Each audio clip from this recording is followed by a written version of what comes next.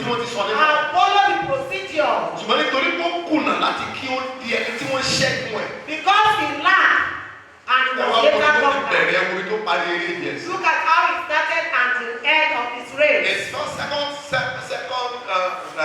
in Judges chapter 16 rather. Nínú ìwé onídàájọ́ orí kẹrìndínlógún. Let me just read verse 3 alone. Ẹ jẹ́ kí n ka ẹsẹ̀ kẹta. Samson sì dùbúlẹ̀ títí ó fi di àárín ọ̀gànjọ́, ó sì dé láàárín ọ̀gànjọ́, ó sì gbé ilẹ̀kùn. Let's see from verse 1. Samson sì lọ sí Gaza, ó sì rí ọmọbìnrin panṣágà kan níbẹ̀, ó sì ṣe kí ni ó wọlé tó ẹ̀jẹ̀. Then went Samson to Gaza and saw here an harlot and went unto her. Orí ọmọ tó jẹ́ Nazari láti ọ̀run wá, ẹ̀ka ti yà sọ́tọ̀ láti inú ìyá ẹ̀ wá. He was separated from his mother's womb. Orí ọmọbìnrin kan ní Gaza. He saw a lady at Gaza and he lay down with her. Ẹran ara inú consume ayé It Samson. was the flesh that consumed his land. Bẹ́ẹ̀ bá ka gbogbo ìrìn àjò Samson. If you should read all through the journey of his life, bí obìnrin. she was Marisa. Ayé obìnrin ló padà wá. She later died of woman. Ayé obìnrin ló padà wá. She later died of a woman. Èèyàn sọ irun orí ẹ̀, ó sọ agbára ẹ̀. Someone lost his power and his hair. Síbẹ̀ kò tí ì kẹ́kọ̀ọ́. Yet his leg is not Ó lame. padà wá sojú ẹ̀. He later lost his Ó arm wá sọ iṣẹ́ rẹ̀. and lost his ministry Nítorí pé ó kọ̀ láti kí aṣẹ́gun rẹ̀. because he did not conquer himself. Ó wà nínú ìpàgọ́ ilé mi. You are in this retreat Ká lè today. ṣẹ́gun rẹ̀, bó bá lè ṣẹ́gun Sátánì. You can be conquered if you conquer Satan. Ẹnìkejì ní Gẹ̀ásì. And the second person was Gehazi. Ẹnìkejì ní Gẹ̀ásì. The second person was Gehazi. 2 Kings chapter 5. Ìwé ọba kejì orí ìkarùn-ún. 2 Kings chapter 5. Ìwé ọba kejì orí ìkarùn-ún. Read it from verse 20 verse, even the whole chapter. Tí a bá ka gbogbo ẹsẹ̀ Bíbélì yìí. Ẹ rí ìrìn àjò bí kí ló ń pè é Námánì bí a ti wọ ẹ̀tẹ́ rẹ̀ sí. You will see how Naaman was healed from his Lórí leprosy ìgbéraga ọkàn ẹ̀. because of his acts. Ìránṣẹ́ Ọlọ́run kọ̀ láti gba nǹkan tó wà lọ́wọ́ ẹ̀. The man of God refused to take what he Ìránṣẹ́ Ọlọ́run brought. kọ̀ láti gba owó ọwọ́ ẹ̀. The man of God did not receive the gift Ohun tí from ìránṣẹ́ him. Ọlọ́run kọ̀. What the man of God Ọ̀dọ̀ ìránṣẹ́ rejected. Ọlọ́run sọ pé orí tòun gbà á. The servant said he is Ó sáré tẹ̀lé. He ran after him. Ó sáré tẹ̀lé He ran after him láti lọ gba nǹkan tó wà and lọ́wọ́ ẹ̀. took what his master Ó sáré had. tẹ̀lé He ran after láti him lọ gba nǹkan tó wà lọ́wọ́ ẹ̀. and took what was in his Ó hand. dẹ̀ padà wá gba nǹkan tó wà lọ́wọ́ And ẹ̀. later he took what was in the Ó gbowó, hand. ó dẹ̀ gbẹ̀tẹ̀. He took the money and take Ẹni everything. pé ó ń sọmọ ọ̀dọ̀ lẹ́yìn ìránṣẹ́ Ọlọ́run ṣùgbọ́n He was a a servant. ò tí ì ṣẹ́gun ẹ̀. He is yet to be conquered. Lóòótọ́ ni ó lè sọ pé ọmọ ọ̀dọ̀ ìránṣẹ́ Ọlọ́run tá ò tí ì ṣẹ́gun ẹ̀. Truly he is a servant to the man of God. Okay, your life is yet to be Tí conquered. ayé rẹ tí àbá tí ìṣẹ́gun You ayé can rẹ. never conquer the devil. A ò lè ṣẹ́gun Sàtánì rárá What about rárá. Judas? Kí wá ní nípa ti Júdásì? In Judah, I mean Judah, not Judas, Judah. Ti Júdà. What about Judah?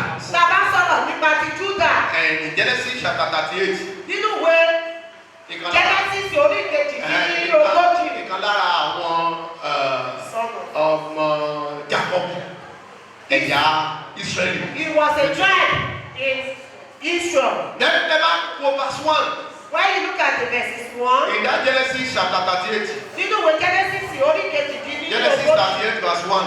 ní ẹsẹ̀. Ó sì ṣe ní àkókò náà ni Júdà sọ̀kalẹ̀ lọ kúrò ní ọ̀dọ̀ àwọn arákùnrin rẹ̀. And it came to pass that time. Ó that sì he yà. gathered from his brethren. Ó sì yà sọ́dọ̀ ará Adílúmù kan orúkọ ẹni tí jẹ́ Hírà ibi tá yẹ And ìbàjẹ́ ni. turned into a certain Amorite. Tẹ bá ka Whose name gbogbo was ẹsẹ̀ bíbélì Hira. yẹn torí ìrìn àjò ta fẹ́ rìn ó pọ̀ díẹ̀. When you go through the journey, Gbogbo tẹ bá kọ sílẹ̀ yẹn tẹ bá délé ẹ lọ kà á. what you have written down when you get to we should read. Lọ́bí tó kọ́kọ́ mọ mí sẹ̀ni kó fa àwọn ará ẹ̀ sílẹ̀. When he did it was he left his Àwọn tó lè ràn brethren. lọ́wọ́ kó fi bẹ̀ẹ́ lẹ̀.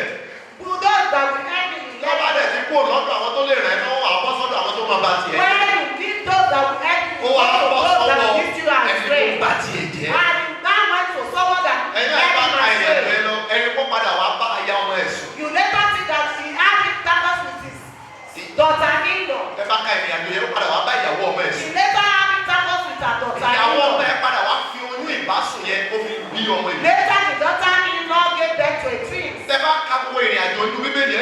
ìwọ̀nba díẹ̀ ni wọ́n dárúkọ Júdà. You will see that it was little that his name was Àwọn ọ̀sán relevant. tí a sọ lẹ́kọ̀ọ́ tí Júdà á jẹ́, Júdà ò lè jẹ́. Judah could not be what has been Àti prophesied ìgbà tó lẹ̀ about. pé ìjòyè kìnìún, àpè Jésù ní kìnìún ẹ̀yà Júdà. We call Jesus the tribe of Judah. Júdà gangan ò lè jẹ́. That Judah could not be Judah because ẹran ara bàyẹ̀ ẹ̀jẹ̀.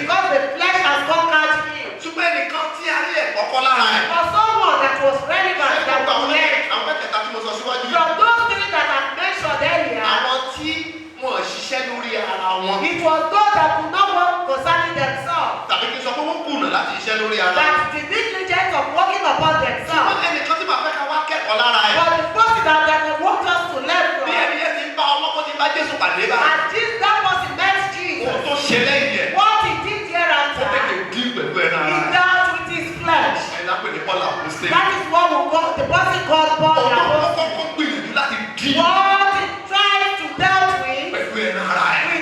it was his Ìṣòro mọ itú tí ẹran ara ẹ̀ lè ta. because he knows the power in this very In thing. Romans chapter 7. Nínú ìwé Róòmù orí ìkeje, Romans chapter 7. ìwé Róòmù orí ìkeje, Ó kà láti verse 15 sísàlẹ̀ díẹ̀. from 15 downward, Nítorí tí ohun tí èmi ń ṣe èmi kò mọ̀. Ẹni tó mọ ibi tó ń lọ ní. for which I do for that which I do, I allow not. Nítorí kì í ṣe ohun tí èmi ń fẹ́ ni èmi ń ṣe. For what I would, I do Ṣùgbọ́n ohun tí not. èmi kórìíra òun ni èmi ń ṣe. But what I hate, that I Ó do. ní ṣùgbọ́n bí ó bá ṣe pé ohun tí èmi kò fẹ́ èyí ni èmi ń ṣe.